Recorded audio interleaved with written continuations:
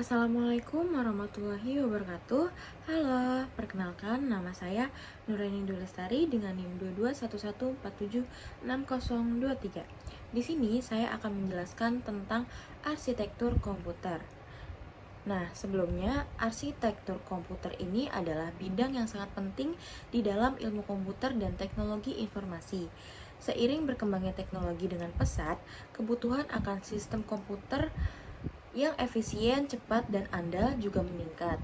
Nah, arsitektur komputer ini berfungsi sebagai landasan yang menentukan bagaimana perangkat keras dan perangkat lunak dapat berinteraksi untuk menjalankan berbagai aplikasi dan proses komputer. Nah, di sini saya akan menjelaskan definisi arsitektur komputer terlebih dahulu. Arsitektur komputer ini merupakan bidang ilmu yang mempelajari struktur, organisasi, dan desain sistem komputer. Secara umum, arsitektur komputer ini mencakup cara komponen perangkat keras berinteraksi dan berfungsi untuk menjalankan instruksi dan proses komputer. Nah, dalam hal ini, arsitektur komputer juga melibatkan pemahaman tentang bagaimana berbagai elemen dalam sistem komputer seperti prosesor, memori, dan perangkat input-output dapat terhubung dan dapat bekerja sama. Nah, di dalam arsitektur komputer ini memiliki elemen-elemen yang membentuk arsitektur komputer itu tersendiri. Di sini ada beberapa elemen yang terdapat dalam arsitektur komputer, yaitu ada unit pemrosesan pusat atau CPU, memori, perangkat penyimpanan, perangkat input-output, bus system, sistem pendingin, motherboard, serta jaringan. Dalam arsitektur komputer ini memiliki beberapa tingkatan. Yang pertama itu tingkatan dasar dalam arsitektur komputer. Nah, pada tingkatan ini, hardware sebagai tingkatan komputer yang paling bawah dan paling dasar, di mana pada hardware ini layer software ditambahkan. Software tersebut kemudian berada di atas hardware, menggunakannya dan mengontrolnya. Nah, hardware ini itu mendukung software dengan memberikan atau menyediakan operasi yang diperlukan oleh software. Yang kedua itu ada multi-layer machine. Nah, pada tingkatan ini, arsitektur komputer kemudian dikembangkan dengan memandang sistem komputer keseluruhan sebagai multi-layer machine yang terdiri dari beberapa layer software di atas beberapa layer hardware. Nah, selanjutnya saya akan menjelaskan tentang sejarah perkembangan arsitektur komputer dari generasi pertama sampai generasi sekarang. Nah, yang pertama itu di generasi pertama pada tahun 1944 sampai dengan 1959. Pada generasi ini, tabung hampa udara sebagai penguat sinyal merupakan ciri khas komputer generasi pertama. Nah, pada awalnya, tabung hampa udara atau vacuum tube ini digunakan sebagai komponen penguat sinyal. Bahan bakunya itu terdiri dari kaca, sehingga banyak memiliki kelemahan, seperti mudah pecah dan mudah menyalurkan panas. Nah, kemudian panas ini perlu dinetralisir oleh komponen lain yang berfungsi sebagai pendingin. Nah, dengan adanya komponen tambahan, akhirnya komputer yang ada menjadi semakin besar, berat, dan mahal. Pada tahun 1945, komputer elektronik di dunia yang pertama, yakni ENIAC, selesai dibuat. Pada komputer tersebut terdapat 18.800 tabung hampa udara yang berbobot 30 ton. Kebayang nggak 30 ton seberat apa? Nah, komputer ENIAC ini termasuk komputer elektronik pertama di dunia yang mempunyai bobot sebesar 30 ton, panjangnya 30 meter dan tingginya 2,4 meter dan membutuhkan daya listrik 174 kW. Selanjutnya, pada generasi kedua di tahun 1960 sampai dengan 1964. Pada generasi ini dikenal dengan transistor. Nah, apa sih itu transistor? Transistor merupakan ciri khas komputer generasi kedua yang memiliki bahan baku berupa 3 lapis, yaitu basic, kolektor, dan emitter. Nah, transistor ini merupakan singkatan dari transfer resistor, yang berarti dengan mempengaruhi daya tahan antara 2 dari 3 lapisan tersebut, maka daya atau resistor tersebut yang ada pada lapisan berikutnya dapat dipengaruhi. Dengan demikian, fungsi dari Dengan demikian, fungsi dari transistor adalah sebagai penguat sinyal. Nah, sebagai komponen padat, transistor ini mempunyai banyak sekali keunggulan seperti tidak mudah pecah dan tidak menyalurkan panas. Sehingga demikian, komputer yang ada menjadi lebih kecil dan lebih murah. Pada tahun 1960-an, IBM memperkenalkan komputer komersial ini yang memanfaatkan transistor dan digunakan secara luas mulai beredar di pasaran. Komputer IBM 7090 buatan Amerika Serikat merupakan salah satu komputer komersial yang memanfaatkan transistor.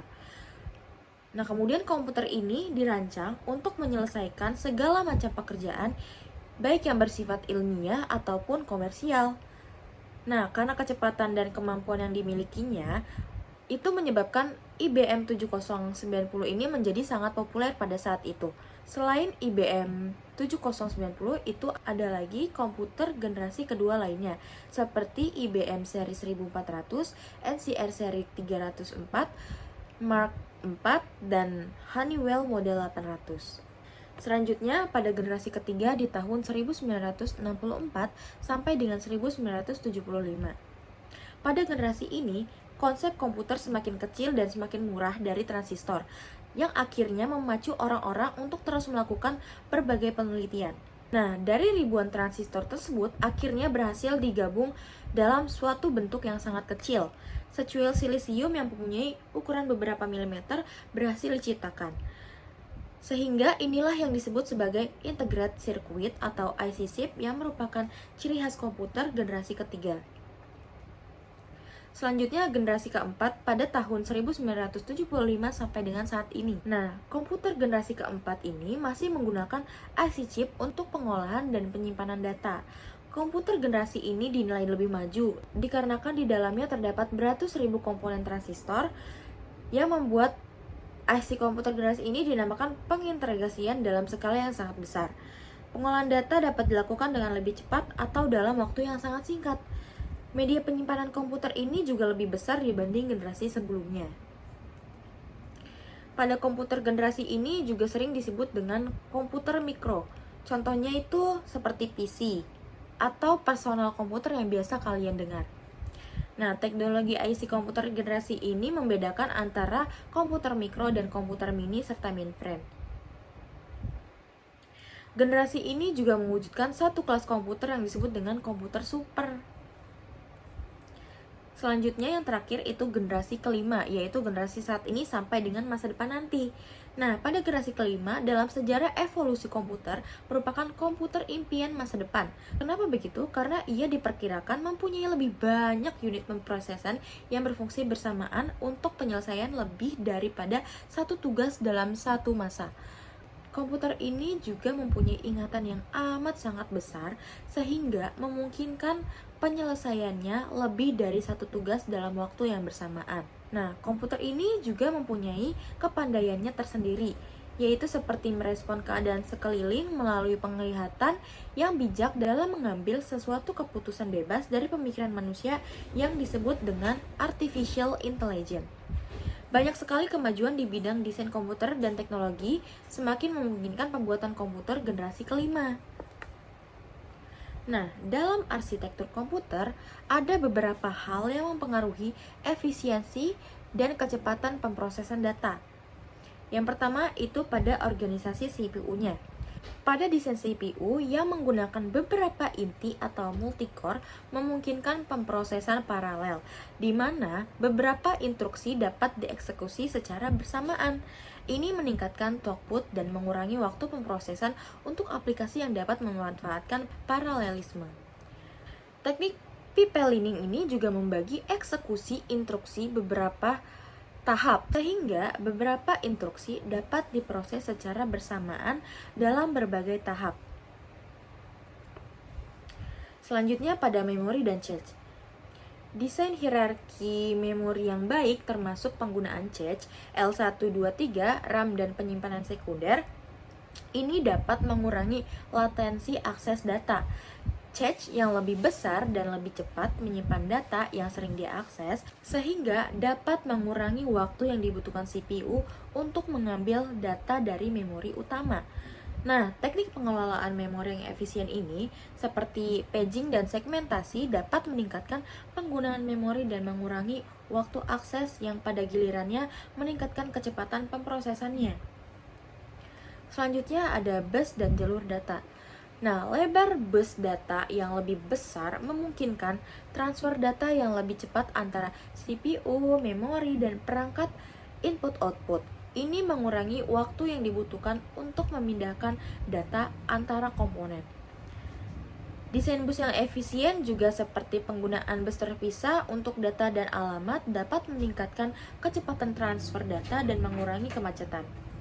Di dalam arsitektur komputer itu jelas pasti memiliki hambatan atau tantangannya tersendiri.